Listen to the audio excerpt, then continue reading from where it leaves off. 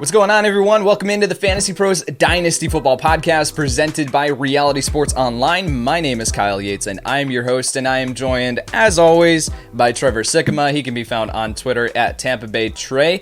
Trev, did you do another fair catch drill? You do anything right there at the intro? No, I was very animated with my hands, but I didn't do anything specific. I got to keep you guys on your toes. For everybody who watches on YouTube, I got to kind of give them little reasons to come back and actually watch the video format. So I figured I'd just randomly do the fair catch thing. Everybody who caught it last episode, there you go. You got the first one.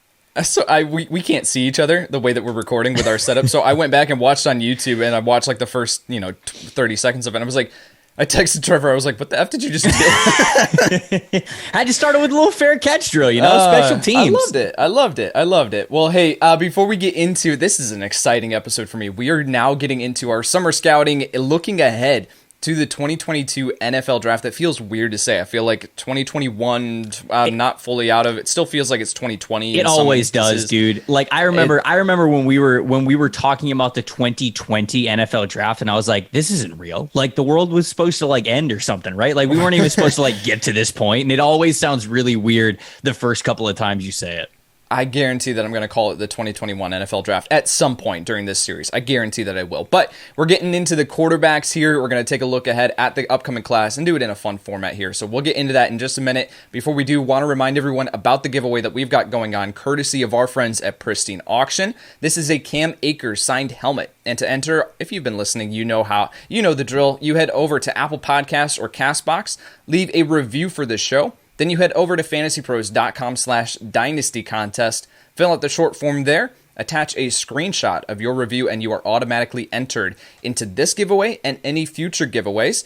Also, if you are a subscriber to our YouTube channel, Trevor talked about the YouTube channel. If you want to see his openings and eccentricities as we kick off the podcast, then you head over to YouTube, youtube.com/fantasypros. You hit that subscribe button. You take a screenshot that you are subscribed to our YouTube channel as well, and you attach that as well to that form at fantasypros.com/dynasty contest. You get an additional 3 entries into this giveaway, so make sure that you do that. Additionally, guys, we just kicked off the Fantasy Pros Draft Kit. What is in the Fantasy Pros Draft Kit? Oh my word, I'm so glad that you asked. Over here, we have amazing tools like our cheat sheet creator. We've got our draft assistant that you can bring right alongside your drafts, a mock draft simulator, with customizable settings, draft analyzer, salary cap assistant, salary cap simulator, a draft order generator. There's a ton of incredible tools here along with the My Playbook Premium. Then we also have some really interesting analyst advice here.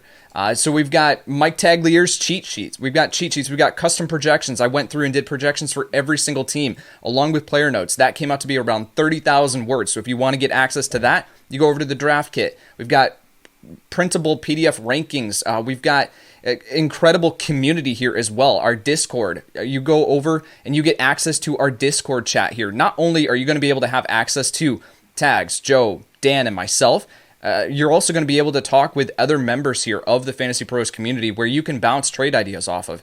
A ton of valuable information here can be found over at the draft kit. So all you have to do to get this is head over to fantasypros.com/draft kit for more information. All right, Trevor, let's go into and let's kick this off. The way that we're going to be doing this is, we could sit down and we could just go through on a bullet list and we can just say okay, give me your thoughts on this guy, but this is a fantasy football podcast, man. Let's do it a draft. Let's do it as a draft. Right. So what we're going to do here is we are going to just have a little fun. We're going to build a team of 5 players each, and we're going to do this in a snake draft format. And the purpose of this is to be able to just have some fun and look back next offseason and say, okay, where did we hit? Where did we miss? And we're going to talk about these guys as we go through them and draft them. So, Trevor, do you want the number 1 overall pick or do you want the turn? We're doing so it's snake draft format, right? So if you pick 2, you pick 3.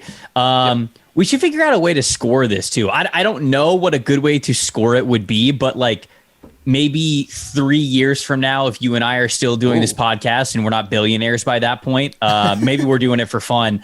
Then wherever they rank in the NFL's top 100 or whatever, I know it's kind of a flawed list, but you know what I'm saying? That I feel that would be a cool way to maybe just tally up the score and everything. So, all right, I'm going to go first. If you are giving me the choice, then I am going to pick first because Over at Locked On NFL Draft, the NFL Draft podcast that I do with Benjamin Solak, we just went through our summer scouting series where we talked about a lot of these guys in depth as well. And that's why I've got to take Spencer Rattler here. Spencer Rattler, the junior quarterback from Oklahoma. Arm talent is aplenty on this dude. And it feels like he's the next in line in the Lincoln Riley regime there in Oklahoma, because you had Baker Mayfield went number 1 overall. Kyler Murray goes number 1 overall. And if you're asking me to put money on the line, pride on the line, whatever it is, on one of these quarterbacks that we're going to talk about to go number 1 overall, I think it's far and away Spencer Rattler. Now, that doesn't mean that it's 100% going to happen. We've seen before that guys come out of nowhere. Joe Burrow did just a couple of years ago. Zach Wilson would have done that if Trevor Lawrence wasn't in this class last year. So we know that it's possible. There's a guy lower on the list who could really rise up, and that's a lot of fun to get to watch. But going into the year, it's pretty clear that I think Spencer Rattler has the most NFL arm, if you will. Now, there are a lot of things that he still has to work on with his game. For one, Oklahoma's offense, the fact that they're in the Big 12, I mean, it's almost fake football, man. I mean, like they barely even pressure the pocket. I mean, he's got like 6 or 7 seconds to throw the ball. It's just backyard style. There are so many times when Oklahoma is so good that Spencer Rattler just, like, he'll leave a clean pocket all the time for no reason, as if he just wants to throw on the run to up the difficulty or something. And there are a lot of times where fun and where it's maybe not going to hurt them in the win-loss column at Oklahoma in the Big 12, that doesn't exactly help his progression as a quarterback. And so this year's a really big year for him as a first-time draft eligible guy. He's got to be able to get a lot better with decision-making, where he's going with the football. He's got to be able to read the field, read defenses better. He doesn't really respect a lot of defenses right now, and go figure, he's got a great arm for it, but it sometimes gets him in trouble. He's got to be able to be in check, respecting defenses in that regard, and he's got to know how to manage a pocket better. But if you're telling me who's got the top overall talent, who could hit the ceiling of a number 1 overall guy, I think it's Spencer Rattler. Yeah, so Rattler's a ton of fun, and you talk about arm talent for days. There are times where he throws the ball, and it does not look like this is going to travel 30 yards just with this throwing motion, and then suddenly it's 60 yards downfield. Like, it's just one of those most natural throwing motions, arms. He's really, really talented, can create outside of structure. And this is kind of the same concern that I had with Zach Wilson last year, was like, Wilson, you're leaving the pocket way too early. Like, you don't need to leave this pocket. Navigate it, step up, and we see that with Rattler. I'm glad that you mentioned that, because in my notes, I have needs to be able to generate more from structure to truly complement this aspect of his game as far as being able to throw on the run. Yep. But all the tools are there for Rattler to be a fantastic fit in a vertical system in the NFL. So that's what I've got for Rattler. He is not my QB1, though.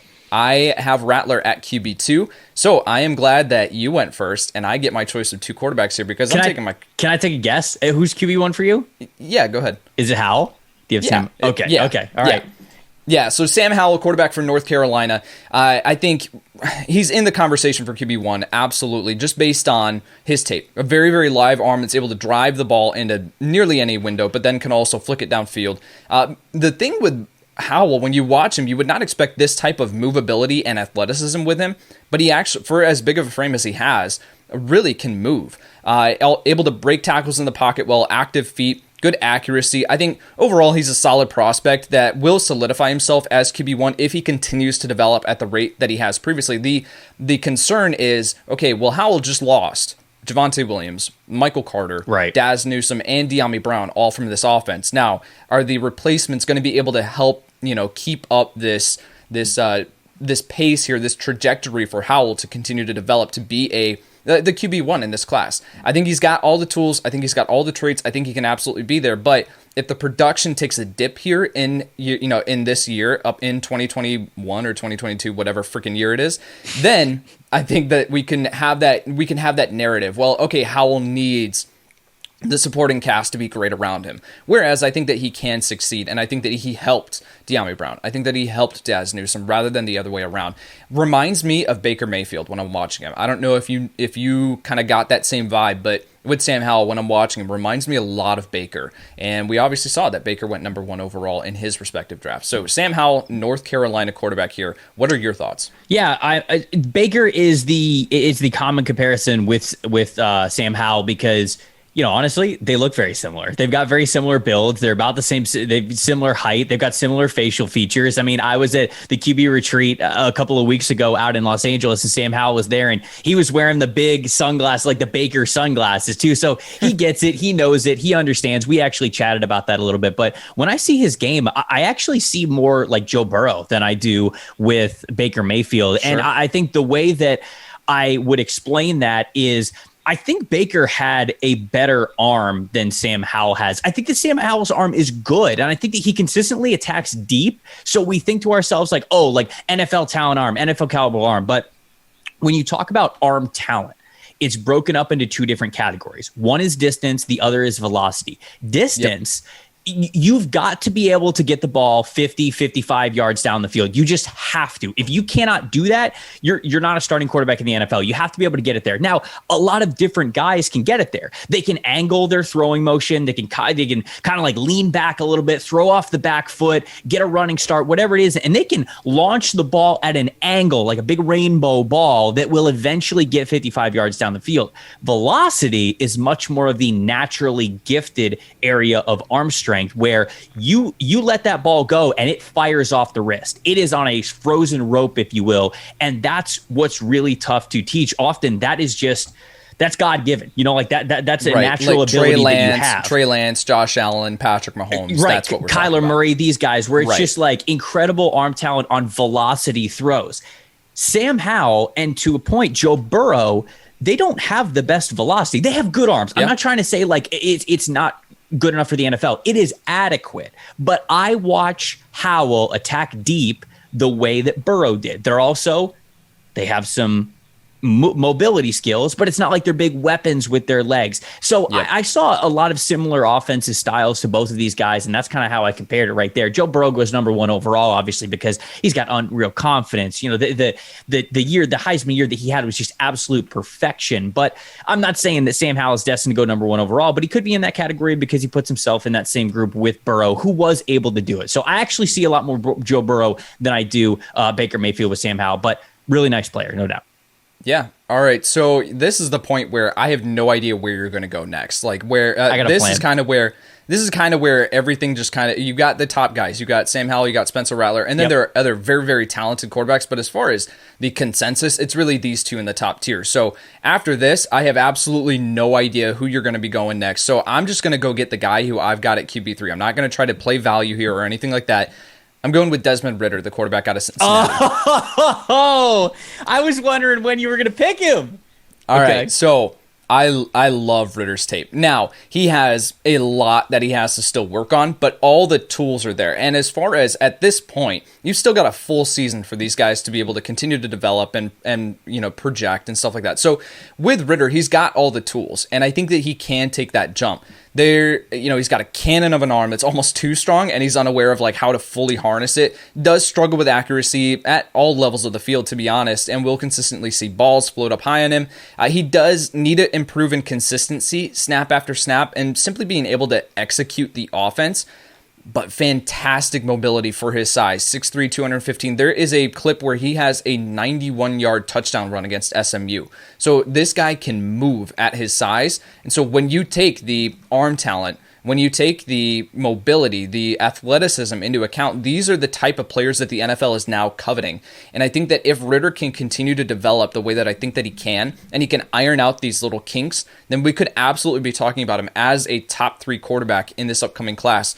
Do I think that he takes that kind of jump to get above Sam Howell and Spencer Rattler?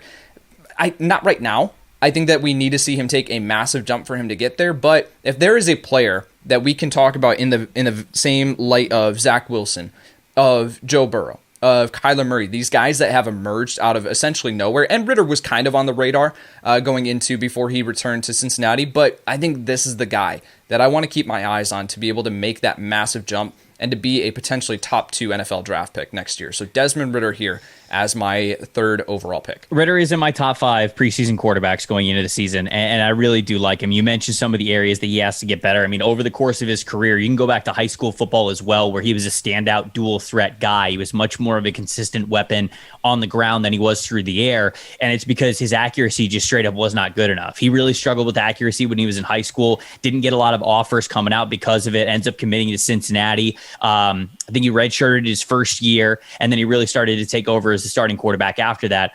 Accuracy, again, continued to struggle during his early years as a starter at Cincinnati. The encouraging part is that this past year was by far his best year when it came to accuracy and ball placement, because that's really the only area, there are always areas that you can get better, but that's the only real major area that's really holding him back, because I agree with you. I think he's got a great NFL arm. I think he puts great zip on passes that are short and intermediate. He can hit deep down the field as well. And something I learned from Ben Solak when we were doing the podcast, he is an excellent trash talker. Apparently he gets in people's face and he does his background information and he knows how to play the mind games.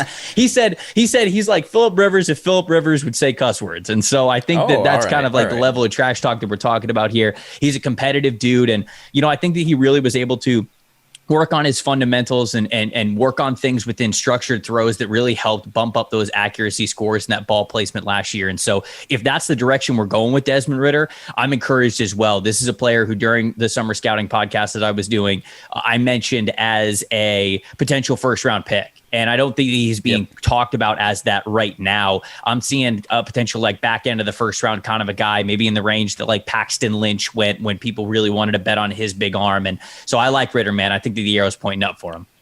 Yeah, and Ridder was, in that back end. Maybe he goes in the back end of round 1 if he did enter into this past NFL draft. And I do think that he made the right decision going back, because he does have some things that he has to iron out. I don't know if he would have made it into the first round. So if he can continue to develop, then he's got a chance to go early in the first round. Biggest issue with him as a projection standpoint is I think he's going to be at least 24 when his first season comes around as a rookie, because he's a redshirt senior. So I don't know his exact date of birth, but I believe, if you're just doing the math from him being in the 2017 recruiting class, he's going to be 23 this season, 24 probably before his first season as a pro. So you got to look into that as well. People who harp on age, that's just a note that you can have there. So I got 2 back-to-back picks here, right? Yep, go for it. Okay, well, you picked Ridder, and I was wondering if I was going to need to pick Ridder here. But you solved that issue for me. So the first guy that I'm going to go with is Carson Strong, the quarterback from Nevada. Right. He is 6'4", 215 pounds, and we don't have a lot of big boys in this recruiting or in this QB class, at least not yet. There's a lot of guys the players that we're going to talk about, they're right around 6'1", 6'2", maybe even 6 foot. Carson Strong is a big dude. I tell you, did you watch him, Kyle? Have you put a lot of eyes on him yet? I did. I was not as big of a fan as you. Oh, man. So there are definitely areas of his game that I think you want to accelerate, especially when it comes to the processing. But he reminds me a lot of Zach Wilson. And that is when the ball comes to him in the shotgun and he's sitting there behind the pocket, you've got all the confidence in the world that he's going to make the throw that he needs to make. And he just, the calm, confident demeanor that he has, he definitely needs to work on the lower body mechanics, because sometimes it just looks like he gets that written down. He gets that ball in the shotgun and he turns into a statue, just a straight statue back there. But the ball often goes where it needs to go, and I think he's got great arm talent. I think that I could check those boxes both with velocity and with distance. Man, really, when I watched his tape, I was so encouraged by it. I felt like, man, if you get a good quarterbacks coach with this guy, I think that you're unlocking a really good quarterback. So the size, I think he's got some escapability to him as well. You fix the fundamentals, I think you're going to get a great quarterback. Yeah, I've got written down that he shows plenty of promise. I think that he can if he does take the massive step that he needs to, right? Because you mentioned there are a lot of things that he has to work on. I've got the lower body mechanics. I said that he has a tight and compact throwing motion, which generates plenty of torque on the ball, but he has a tendency to keep his back foot planted, and it prevents his hips from rotating fully through. So like he does not. I think that leads to a lot of the accuracy issues, which I noted on tape. I think you said that he gets the ball where it needs to go. I would disagree with that just a little bit. I do think that he can continue to develop. Again, that's the part of doing this as summer scouting. We're highlighting the guys that we're taking a little bit of leap of faith on. We're saying like these guys, if they do project, if they do develop the way that we think that they can, then we could be talking about them. So I had Carson Strong a little bit further down my board, but I'm not going to fault you, because I do think that he has all the tools to take that massive jump. Man, my guy threw 355 passes last year, and he said 70% completion percentage. What do you want from him, Kyle? Okay, so all right. So I got Carson Strong here, which means I get to take a player who I am super excited about going into the year. And I don't know what the future is going to hold for him, but if last year was a baseline, I think the future is bright. And that is Liberty quarterback Malik Willis. Willis's background is very interesting. Was a dual threat athlete recruit coming out of high school. Initially committed to Virginia Tech to play defensive back because he was such an incredible athlete, but going a huge defensive back. Well, okay. I think that he's gained some weight since then. That's fair. That's fair. And we'll get to why he's had some time off to maybe just sit in the weight room and get huge. But going into his senior year of high school, he was committed to Virginia Tech as a defensive back. I believe he led his team to a state championship appearance that year, ended up getting a really late offer from Auburn, and Auburn told him, hey, you can come play quarterback. So he does. He goes to Auburn, sits behind Jarrett Stidham when they got Jarrett Stidham as a transfer there. And so that was kind of expected. So he redshirted that year. The year after that, though, he thought that he was going to kind of compete for the starting job, and that didn't really happen. They got Bo Nix in there and Joey Gatewood. And so Malik Willis really found himself at the bottom of the depth chart. Decided to transfer after that, goes over to Liberty. And so what we saw last year is Malik Willis's first time as a starting quarterback in 3 years since high school. And that was, at a time when he thought he was going to transfer to play defensive back. So we're looking at a very raw player from the approach of the quarterback position. And when it comes to those X factor playmaker, just going out and making a play kind of situations, Malik Willis does it as good as anybody in college football. I mean, there are some plays where a play breaks down and he's got half a second to make a decision, and he goes, okay, that guy 45 yards down the field, flicks it with his wrist, and it is just pinpoint accurate. There's a couple of plays where, he would be sprinting towards the line of scrimmage, throwing across his body, going to a guy who's going to his left, and boom, it's just straight on target. And you go, how many quarterbacks in college football can do that? How many? But then you look at a lot of the in-structure things, the consistent play-by-play accuracy, and Malik Willis just is not there yet. He does not have that consistent ball placement, those consistent mechanics. He just doesn't trust how he throws the football right now. When we talk about arm talent with velocity, this dude's got it. I'd put Malik Willis completely right behind Spencer Rattler in terms of the best in this class. He has got everything that you were looking for. He is also an incredible weapon on the ground, and that presents a pretty high ceiling for where it's not high ceiling, high floor for where the NFL is going with a lot of these rushing quarterbacks. And so, if last year was the baseline and we're getting an even better Malik Willis this year, it's a first-round pick, no doubt about it. So I'm glad that you brought up Willis because I did want to talk about him. Now, Daniel Jeremiah, I just saw recently that he compared him to Jalen Hurts. And I think that that's actually a pretty accurate comparison here, where Hurts is not exactly the most accurate passer, doesn't exactly thrive within structure. He can't operate within it, but he's still got a lot of developing left to do, even in the NFL. And Malik Willis, I scouted 20 quarterbacks in this class, 21. Nice. And so Malik Willis was at the bottom of my list. And based on everything that I had heard, there's a lot of buzz about him on social media, on Twitter and stuff like that. And I thought that I was going to go in saying, this is my type of quarterback, right? I was all about Trey Lance last year. I thought that Malik Willis was going to be this guy that I had as QB1. And I got into his tape and I went, okay, I was not as impressed as I thought I was going to be. And so with Malik Willis, yes, you are absolutely correct. There are some jaw-dropping plays that you're just like, who makes this play? Like, there are only a handful of players, even in the NFL, that can make this type of play. But then you do get to, within the structure, the accuracy, it's just not there. And I think that he is still trying to figure out how he even can harness his arm strength. He's got almost too powerful of an arm. So I want to see touch. I want to see touch on your throws. I want to see you being able to execute the offense within structure to then be able to complement it. It's the same thing with Rattler, like I talked about earlier. Being able to then utilize your athleticism as an additional threat rather than the way that you succeed. You need to be able to win within structure to then complement it with the ability to throw on the run, be able to get out of the pocket, stuff like that. With Willis, he has a lot of development left before we can get to talking about him as a first-round pick. The talent, the traits, it's all there. Completely agree. But we do have a lot of development left to do. So I think this is one of the picks that if we look back on it in a year's time and he does take the steps forward that we thought, then we're going to be looking at your draft pick of him here in the third round and we're going to be saying, man, you got an absolute steal. Trevor won this draft with this.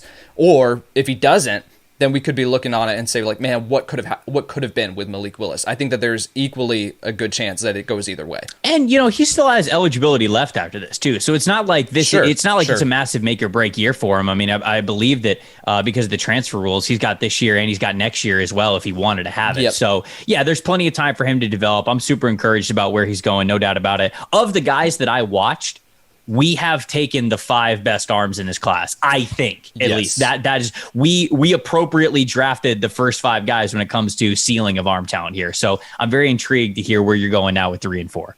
Really, really quick before we move on from Willis, have you watched? I mean, you've watched Emory Jones, but have you watched him from a film study? No, and I didn't really put a lot of time and effort into it because to me, there's not really a point. You can't judge him as a starting quarterback. He's never been a starting quarterback. He's always been this come in, just a couple of plays here and there, and it's like you can't even. There's no rhythm. There's no game planning. There's no anything there. And so honestly, for the people who are up on Emory Jones, one as a Florida Gator grad, I salute you. Join the cause. Like we're hoping he's great as well. But there's no point in judging him as as even like a draft eligible quarterback right now. We have no idea. It's a complete guess. If you want to bet on him. That's fine. He's got a lot of talent to him, but there's just nothing there. There's not enough. Is he projected to be the starter this year for Florida? Yeah, 100%. Yeah. Yeah. So I think that's those are the two guys that have like a very similar skill set. Willis has more of an arm than Emory Jones, but Jones can still sling it, but very, very raw both ways. So I think that Emory Jones, I just wanted your opinion to see if these guys were even in the same camp, because they are for me as far as guys that I'm keeping an eye on that could take a massive jump if they do, project the way, in that or sense. develop the Yes. way. Yeah. Yes. Yep. All right. So here for me at the 3-4 turn, I'm going to go with my QB4 here. I'm going to go with Phil Jurkovec out of Boston College. Okay. So with Jurkovec, he is a very big quarterback, 6'5", 226 pounds. Yeah, he's a big boy. But has, again, very similar to Howell, and it's even more to an extent because of his size. This dude can move. Like, he has a surprising amount of mobility to his game, able to keep plays alive with his legs and his size to shed off would-be tacklers. It's looking like Big Ben out there. Like, there's a couple of plays on his highlight reel and it showed up on tape, where he's able to just shed tacklers off of him. He's just able to stand in the pocket, and then he's able to throw it on a freaking rope downfield. Has a rocket of an arm, shows good accuracy, but has a tendency to let his mechanics get off kilter, which forces him to make some errant throws.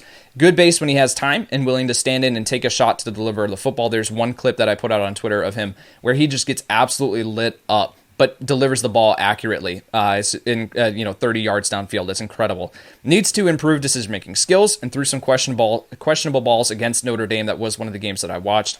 If he does iron out these kinks in his games, we could be talking about him in the first round of this upcoming draft. So this is a guy that I'm keeping my eye on because he does have the size that we do know that some NFL talent evaluators are going to value, but then he does bring that mobility that is so coveted here. He's got a rocket arm. I think that he can take some major strides forward this upcoming college football season. So he's a guy that I'm keeping my eye on. Yeah, he's the old school mold, right? I mean, if you're still in the under center, drop back passer kind of a thing, and not to say that he can't play from the shotgun. He's just not a huge threat from any kind of like RPO play action game. Right. He's just that old school kind of a guy. And if you want, if you want the big quarterbacks, then he's going to be right up your alley. I saw people comparing him to Big Ben Roethlisberger with how he has his size, yet he's kind of slippery when you're trying to tackle him. And so I could see that a little bit. A 1-year starter, and I think he's got a lot of room to grow. Especially, I don't know if you watched that UNC game, but I watched that UNC game, and like within the first 5 minutes, he set up 2 of his receivers just like to die. Like they got absolutely smacked the second the ball came within him. And like, it's your job as a quarterback, of course, going over the middle and catching balls in the flat and everything. It's your job as a football player. You're going to get hit. You know that. But you should also not be so late on throws and be able to see defenses a little bit better to not serve your guys up like that. So there's just there's some growth that's needed there. But I know the NFL is big on him as well. Yep. All right. So let's speed this up here. With my fourth pick, I'm going to go with Matt Corral, the quarterback out of Ole Miss. Okay. So Corral shows good instincts for the position. I think that he's a natural player. I think that he still has plenty of growing left to do, like a lot of the guys on this list. So he did make some very questionable decisions against Arkansas, which was one of the games that I watched. Has a tendency to put the ball in harm's way. This was something that just came up time and time again, where it's like if your wide receiver didn't make that play there, that was going to be an interception. And again, putting receivers in harm's way, but has an absolute live arm, a natural arm, good touch when throwing deep downfield too. Does need to show more of an ability to hit more of the complex throws than just screens and slants. That's something that is kind of the staple of that offense. I think that he needs to show a little bit more there for me to feel comfortable ranking him higher than where I have him. Good mobility, can pick up yardage with his legs, able to drop the shoulder and throw from multiple arm angles, which, is huge with guys that we talk about with the Josh Allens, the Patrick Mahomes. These guys that have the baseball background, Kyler Murray, that you are able to drop your shoulder, throw from multiple arm angles. He's still trying to figure it out, though. I think that he needs to be able to harness that a little bit more. So there's still a lot of things that he has to work on, but the NFL is really, really high on this guy. And I think that he can take strides this upcoming season to push himself into the first round conversation, or at least into the top 5. So Matt Corral here, the quarterback out of Ole Miss, as my fourth quarterback. I like Matt, and it seems like he's taken a lot of really great strides over the last couple of years at Ole Miss, maturity-wise on and off the field. He seems like he is super motivated in where he is going, and I like the direction. The biggest thing that Ben and I talked about on our podcast is it kind of, you get the feel when watching him that he trusts Lane Kiffin a lot. Like Kiffin tells him, hey, we're going to run this play, and and Matt Corral just goes, okay. And like, he will execute it to full faith that it's going to work, but he maybe doesn't exactly understand why it works. Like, and I think that you could just see that in how he will get locked onto a certain guy, or if the defense does something a little bit funky, he's not quick to react to it, but super competitive, very nice with his legs as well, can escape the pocket, can get you a couple of yards here and there, can get a couple first downs with his legs. I didn't love his arm. I mean, like, I didn't think that it was terrible or it was going to hold him back from being an NFL player. But like, some people watch Matt Corral, or some people talk to me about Matt Corral like he's got one of the best arms in the class. And like, I was not there with it. Maybe maybe I was watching the wrong tape. He's a tier below. No, he's a tier lower for me than the guys that we already mentioned. That's what I kind of thought as well. So that's kind of where I am for Matt Corral. But I agree with you. I think the NFL is really big on him, and there's a lot of reason to believe that he could take that next step with a lot of confidence that he has. So I got 2 more picks here.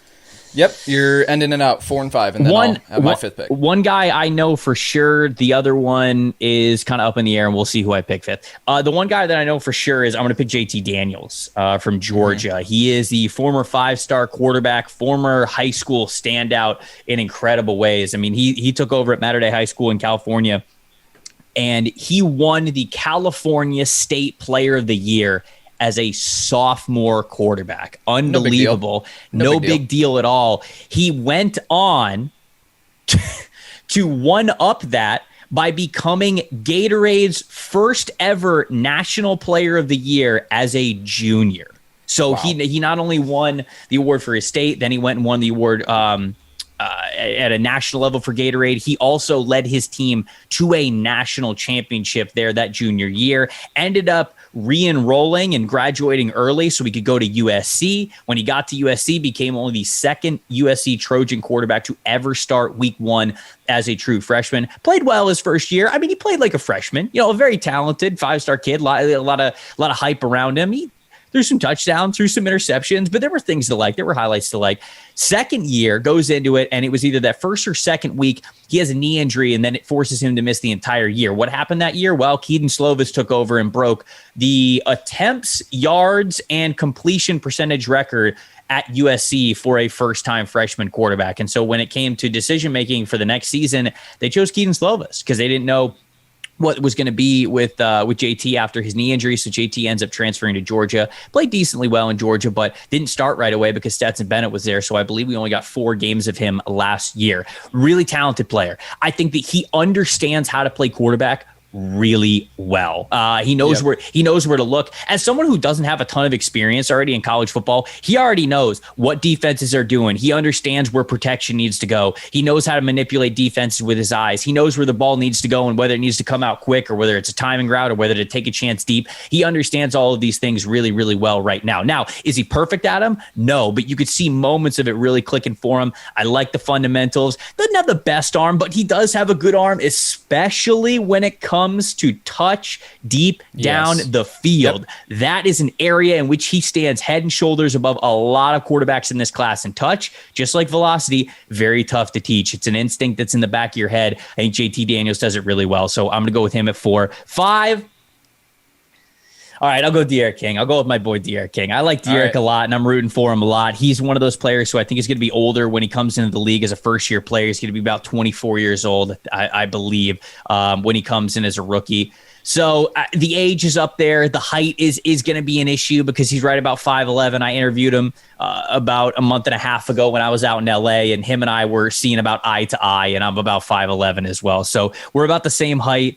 I know the NFL is going to harp on that a little bit, but with a lot of these smaller players, I feel like they don't have the arm De'Aaron does. De'Aaron's got a great arm. I feel like he's got a rocket back there, and obviously he's a weapon with his legs as well, but he's matured his game from Houston, originally starting in Houston, to the University of Miami, to the point where, even when he escapes the pocket, even when things break down, even when he's getting outside of the tackles, he's still looking upfield. He's still looking to make the bigger play, which I think shows a lot of maturity in a quarterback. Now, the height's an issue, looking behind the defensive line and the things that you could do with them. And so I think he's going to be a little bit limited in that regard. I'm not so sure how high he's going to get drafted, but he's a good quarterback. I think he's a smart kid. And so I wanted to make sure that we got him on this list somehow because I really am rooting for him. And he's fun to watch. He's kind of in that mold of Kyler Murray. Now, I don't think that he has the pure, raw talent that Kyler Murray does. Obviously, Murray going number 1 overall. I don't think that King has that path, but he's exciting to watch. He's a ton of fun to watch. So, all right, here for my final player, there are some guys that I could definitely consider in this spot, guys that I do like, but I'm going to throw a little bit of a dart here, and I'm going to go with Dorian Thompson-Robinson, the quarterback out of UCLA. Did you have a chance to watch him? I've watched a handful of his games. I also got to interview him a couple of months ago as well. And so I know his background a lot. Yeah. Yeah, so he was a player that really impressed me on tape. Now, again, with a lot of these guys, I'll say it, he's got some things that he has to work on. But again, we're talking about tools and traits here. It's very similar to Desmond Ridder, where tools and traits that NFL teams are looking for at the quarterback position now. I mean, a rock-solid arm that's able to drive throws into tight windows. You talk about that velocity. And he's also able to push the ball deep downfield. He also has solid mobility and athleticism that allows him to create when the play breaks down. His main growing point right now, the thing that I took away from this, is that he needs the game to slow down. And I think that this will come with more experience as he gets more familiar with defensive schemes. He's just trying to rush things, and he has a tendency to not be able to recognize more complex coverages. Something that I noticed was that he might have it scripted ahead of time where he's going to go with the ball. So when a defender collapses into his zone, he's not able to pick it up right away. So I think being able to have a little bit more time here where he's able to recognize more of these complex coverages, just let the game slow down and come to him. He's got all the tools and traits to be able to be really special. So Dorian Thompson-Robinson here as my 5th player, my 5th quarterback. We'll wrap it up here. So for Trevor's team, you have Spencer Rattler, Carson Strong, the quarterback out of Nevada, Malik Willis out of Liberty, JT Daniels out of Georgia, and De'Aaron King, quarterback out of Miami. For me, I've got Sam Howell, quarterback out of UNC, Desmond Ridder out of Cincinnati, Phil Jurkovec out of Boston College, Matt Corral out of Ole Miss, and then I wrapped it up here with Dorian Thompson-Robinson, the quarterback out of UCLA. How do you feel about your team, man? No, I feel good. I feel good about the guys that I got. I'm happy with it. Got a lot of arm talent on the team. You got any words about any of the players that we left on the board before we get out of here? Yeah, so I was just about to ask you the same thing. What do you feel about these guys that we left off here? So a couple that jump out to me, Tanner Morgan out of Minnesota had a down 2020 after actually impressing in 2019. Keaton Slovis, we talked about him. Tyler Shuck, where does Shuck play out of? Oregon. Now he's at Texas Tech, I think.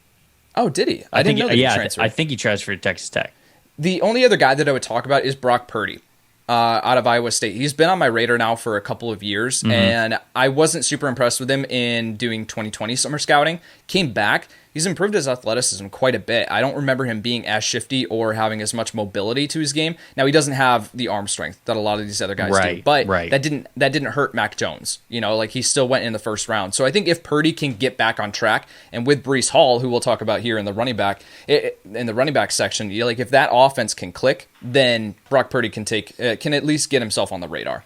I was not a fan of what Tanner Morgan and Brock Purdy did last season. I mean, it was kind of discouraging. I thought that they both took steps backwards. Keaton Slovis does not have an NFL arm, man. I was not super impressed. Yeah, he truly has to be an assassin between the ears if he's going to make it in the NFL. Like, he's got to have elite anticipation, touch, recognition, ball placement, everything. He's got to be like late stage Drew Brees to make it, because I don't think that he has the arm to really make up for a lot of mistakes in the NFL. The only other guy that I want to mention before we get out of here, my big X factor of a player that I really liked before he got hurt and unfortunately hurt again, is Michael Penix Jr., the quarterback from Indiana. Oh, I didn't watch him. I forgot to watch him. He's fun, man, and he has got a rocket of an arm. He reminds me a lot of Colin Kaepernick style. Like, he's got those long limbs, he's got the long legs, the long arm, the long throwing motion, but it's a rocket when it comes off of his hand. The problem with Penix is ACL tear his first year. I think shoulder injury his second year, ACL tear last year. It's just he's becoming a broken player, and it hurts me because he's been so much fun to watch. Just do yourself a favor. Pop on a couple of games of his, man. You'll see what I'm talking about. That ball comes off his wrist like a rocket, and I wish that dude would stay healthy. So as far as overall takeaways, and we'll wrap this up here pretty quickly, but as far as overall takeaways and what the listeners need to know here from a dynasty perspective as we look ahead to the 2022 class, because the main question that we get is, how does it compare to previous classes? I would not put this class anywhere close to 2021. I don't know where you're at, but I don't think that there is a Trevor Lawrence, a Trey Lance, Zach Wilson, Justin Fields. I don't think that these guys come into that same tier. Now, Rattler and Howell can push themselves into that range, but I would still put, I think right now, all four of those guys above where I've got Howell and Rattler. Do you disagree?